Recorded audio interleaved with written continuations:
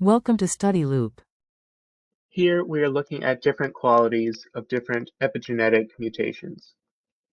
So epigenetic are going to be any kind of modification before any kind of RNA transcription. This can be understood because epi is going to refer to upon, whereas genetic is anything referring to the gene. So these are modifications to that DNA strand with the gene, not modifications to change the structure of the DNA, but to help it be read, help it be transcribed, or to inhibit that process. So within a normal cell, you will often see that the DNA is very condensed and supercoiled inside of the nucleus. And that's to allow for the most optimal packing.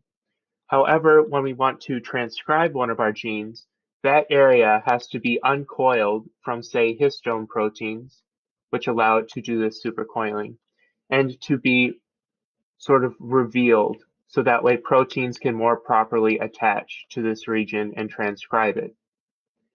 So any kind of modification causing this uncoiling or altering this sort of strand of DNA with that gene are going to be these epigenetic mutations.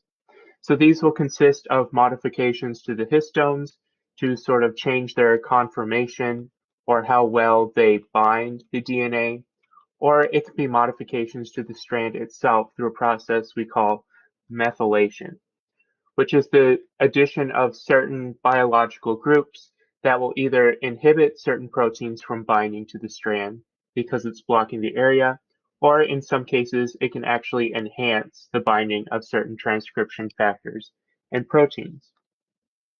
So knowing those, looking at our answer choices, you should eliminate anything that causes the change in DNA.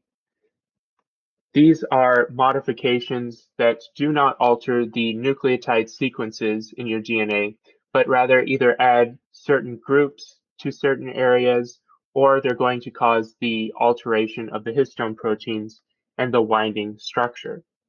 These aren't always heritable. They can be very specific for each individual and occur based on which genes need to be read in the individual as well, and they can have multiple uses as well. So here, the best answer choice is going to be B, that they allow that movement of the histone proteins. Because when we move the histones, this will allow for that supercoiled structure to become less condensed and open up so it can be accessed by your transcription factors and polymerase proteins. So here you should pick answer choice B.